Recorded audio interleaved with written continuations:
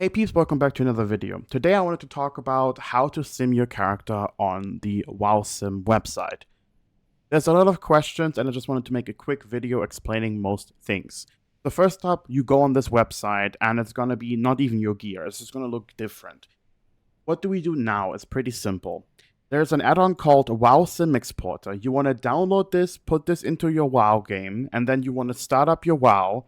And once you did that, and the add-on obviously is installed, you want to go into the game, type /WSC, click on Generate Data Equipped Only, click Control-C, then you want to go back to your browser, go into the Import section here, click Add-on, and click Control-V, Import.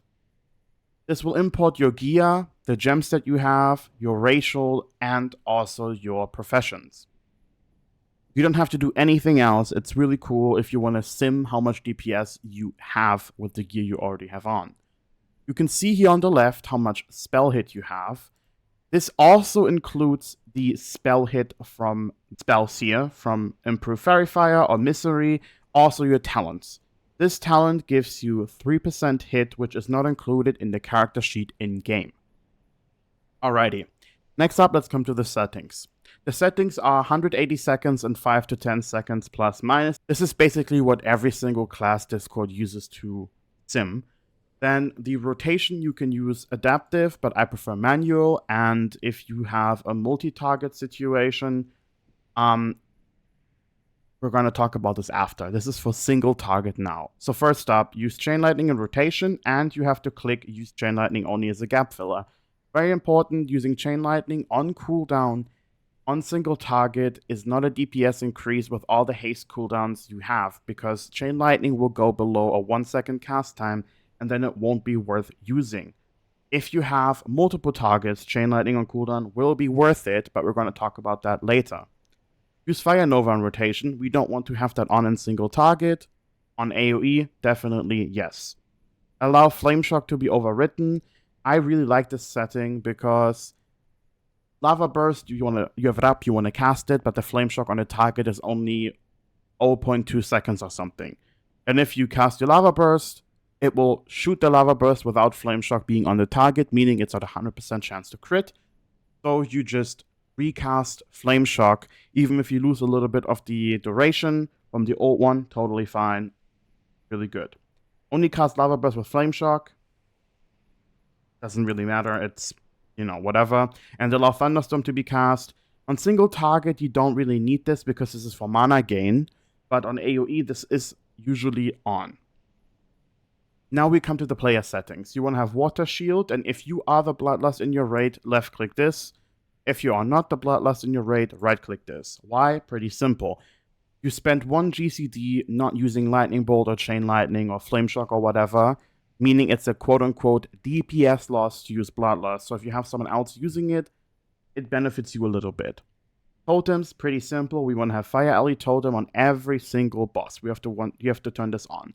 Then next up, after Fire Alley's dead, you want to use either Searing Totem, and if the fight is only about 20 more seconds or there's multiple targets, you want to use Magma Totem. Consumables, pre-pot.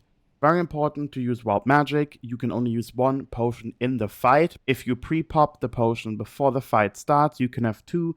So instead of having, only 1, you can have here Wild Magic to pre-pot, get 200 spell power and 200 crit. Really nice for 14 seconds. Awesome, great. If there's a fight, let's say a noob, where you technically lost later into the fight, I would not use Potion of Speed as my second pot, because you will have Bloodlust later on, and then the second pot can be Wild Magic, and then you have to obviously delay the Bloodlust. Elixirs is very simple. It's Flask of the Frostworm, this is Fish Feast, and now to the NG part. If you're NG, you want to use Global Thermal Sapper Charges and Serenite Bombs basically on cooldown. You can use Serenite Bombs off GCD, so you can technically have a macro and include them in your Lightning Bolt or in your Flame Shock or something, and then they basically just get used off cooldown. Then now for the cooldowns, for the new gear that we have with the Totem of Electrifying Wind, we have a lot of haste, basically perma up. which means we want to stagger our haste cooldowns. Meaning we want to use Bloodlust. Usually I use Bloodlust and the gloves together because I want to use them on cooldown. Also fine, but you want to use Bloodlust at the start, 2 seconds into the fight. And then once Bloodlust is gone, which is 40 seconds, you want to use your next haste cooldown. And then when the next haste cooldown is gone, you want to use the next haste cooldown, which is Ele Mastery. And if you're a troll, you want to have the troll ratio after this. The reason why we don't have Blood Fury as a cooldown is pretty simple. The sim automatically uses Blood Fury whenever everything else procs for the biggest fire alley possible. Now we come to the raid buffs. I mean, in a 25-man, you basically have every single raid buff, and you can turn that on here. Spell damage, the crit, the Crusader from the Paladin, Judgment of Wisdom, the hit buff, the spell crit, and importantly, we have spell power, which will be demo packed. This number depends on how big your demo pact is. If your Demonology Warlock is super geared, this 540 is pretty standard, and I would say a very good number because every single sim usually uses this as a number to sim with. So 540 is like the standard thing, the standard setting. The rest is very unimportant. You just basically turn it on. If you have a Astro Druid, you turn this on as well. And that's basically it. Then next up, we do the talents.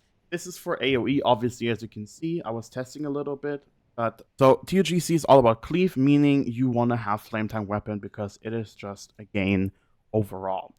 So these are the talents I use, and that's about it. That's all we need to do. Now, to the moment of truth. I like to have 10,000 iterations, and all you do with all the settings is click Simulate.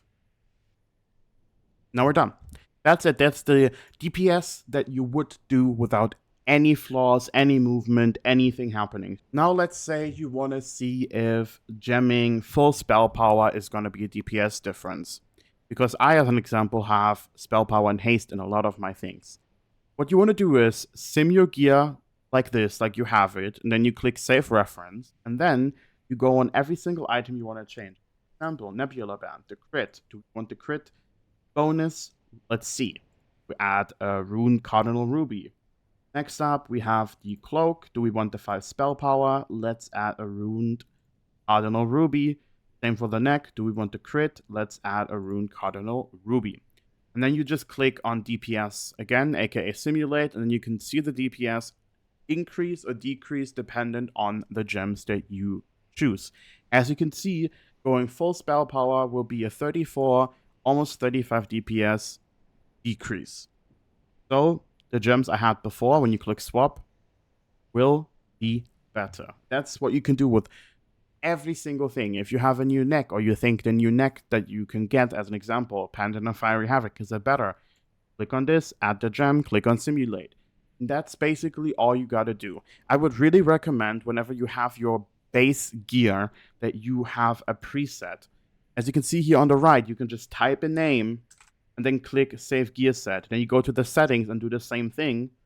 Type a name, click Save the Settings. And then whenever you go onto the website again, you can preload the different settings here. Now let's try our AOE sim to see how that exactly works. So you cannot sim specific fights like a noob where the ads are only up a certain amount of time. The sim can only do either 1 target or 2 target, 3, 4, 5, 6, but constantly. So first up, we have to go through our settings again. We want to go here and actually use Chain Lightning as a gap filler off because we want to basically have that used on cooldown. We are in Thunderstorm range. We want Fire Nova to be used in the rotation. I would recommend putting this on like 15% or even 10% mana because Fire Nova is really worth casting, especially with 4 or 5 targets. Allow Thunderstorm to be cast, definitely this, very important. And we're going to have Wild Magic twice. Now, we want to go to our talents and change our glyph to Fire Nova because obviously we want to cleave as much as possible. And we go to the setting and click here under Encounter on Advanced, and then you can see 1 target here. You just click New Target, and then we have a new target. We make that a humanoid as well. Target 3, a humanoid as well. Target 4, a humanoid as well. Now we have 4 targets constantly up in the sim, and we want to have 180 seconds fight duration. Now let's click simulate this on 10,000.